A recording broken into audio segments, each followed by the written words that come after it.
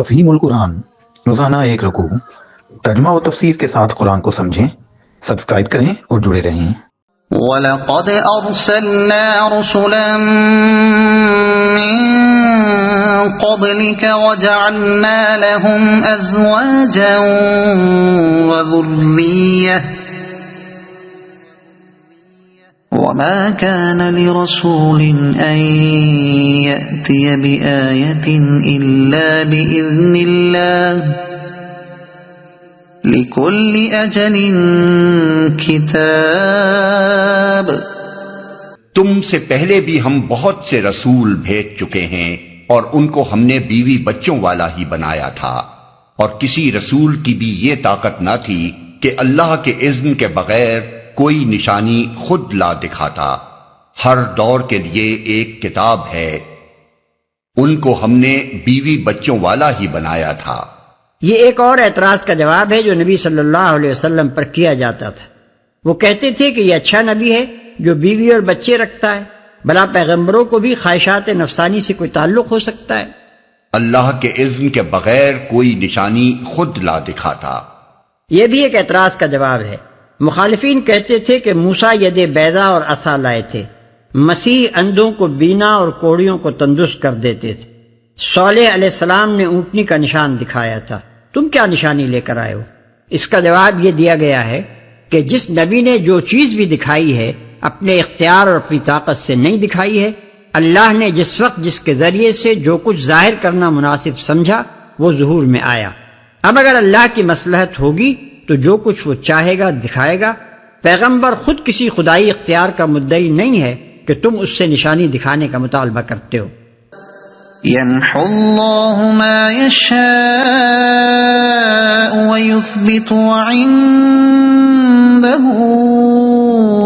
أُمُّ الْكِتَابِ۔ اللہ جو کچھ چاہتا ہے مٹا دیتا ہے اور جس چیز کو چاہتا ہے قائم رکھتا ہے۔ ام الکتاب اسی کے پاس ہے۔ یہ بھی مخالفین کے ایک اعتراض کا جواب ہے۔ وہ کہتے تھے کہ پہلے آئی ہوئی کتابیں جب موجود تھیں تو اس نئی کتاب کی کیا ضرورت تھی؟ تم کہتے ہو کہ ان میں تحریف ہو گئی، اب وہ منسوخ ہیں اور اس نئی کتاب کی پیروی کا حکم دیا گیا ہے۔ مگر خدا کی کتاب میں تحریف کیسے ہو سکتی ہے؟ خدا نے اس کی حفاظت کیوں نہ کی؟ اور کوئی خدائی کتاب منسوخ کیسے ہو سکتی ہے؟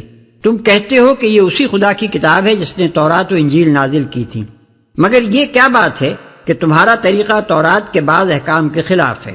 مثلا بعض چیزیں جنہیں تورات والے حرام کہتے ہیں تم انہیں حلال سمجھ کر کھاتے ہو۔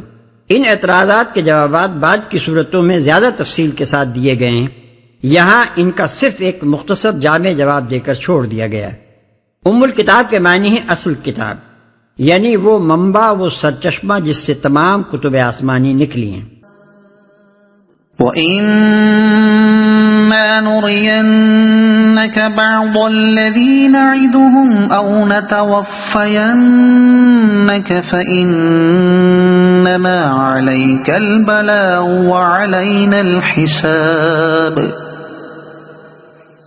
اور اے نبی، جس برے انجام کی دھمکی ہم ان لوگوں کو دے رہے ہیں اس کا کوئی حصہ خواہ ہم تمہارے جیتے جی دکھا دیں یا اس کے ظہور میں آنے سے پہلے ہم تمہیں اٹھا لیں، بہرحال تمہارا کام صرف پیغام پہنچا دینا ہے اور حساب لینا ہمارا کام ہے۔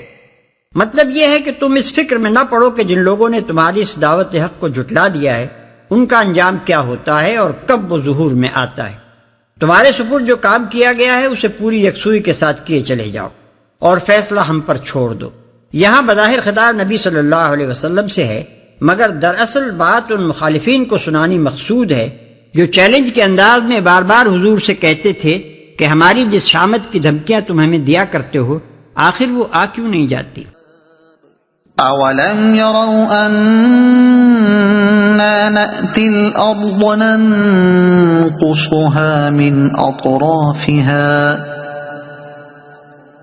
وَاللَّهُ يَحْكُمُ لَا مُعَقِّبَ لِحُكْمِهِ وَهُوَ سَرِيعُ الْحِسَابِ۔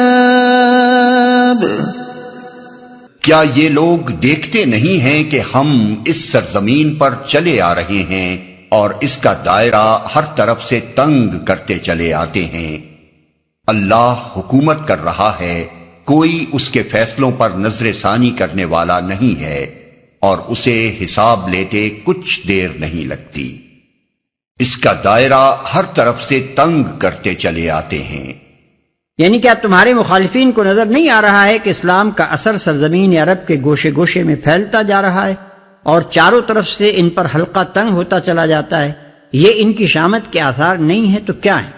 اللہ تعالیٰ کا یہ فرمانا کہ ہم اس سرزمین پر چلے آ رہے ہیں ایک نہایت لطیف انداز بیان ہے، چونکہ دعوت حق اللہ کی طرف سے ہوتی ہے اور اللہ اس کے پیش کرنے والوں کے ساتھ ہوتا ہے، اس لیے کسی سرزمین میں اس دعوت کے پھیلنے کو اللہ تعالیٰ یوں تعبیر فرماتا ہے کہ ہم خود اس سرزمین میں بڑھے چلے آ رہے ہیں۔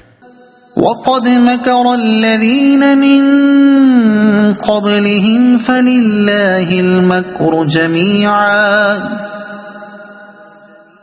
يَعْلَمُ مَا تَكْسِبُ كُلُّ نَفْسٍ وَسَيَعْلَمُ الْكُفَّارُ لِمَنْ عُقْبَى الدَّارِ۔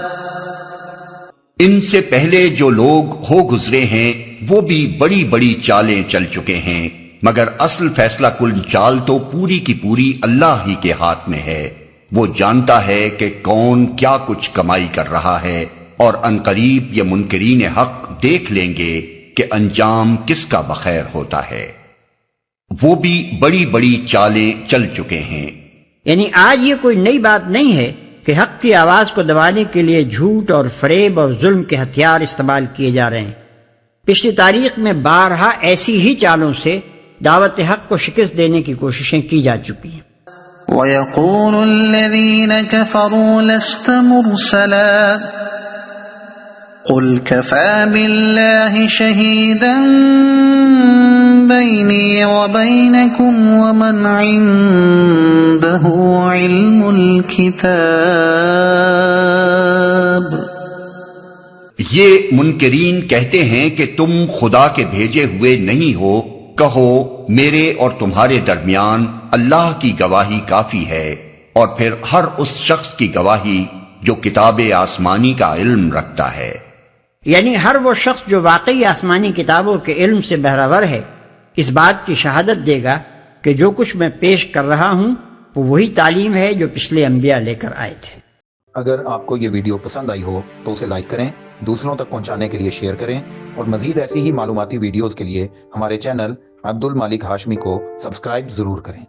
نئی اپڈیٹس کے لیے بیل آئیکن دبائیں تاکہ آپ کو ہماری ہر نئی ویڈیو بر وقت مل سکے۔ آپ کی حوصلہ افزائی ہمیں مزید بہترین مواد بنانے میں مدد دے گی۔ شکریہ۔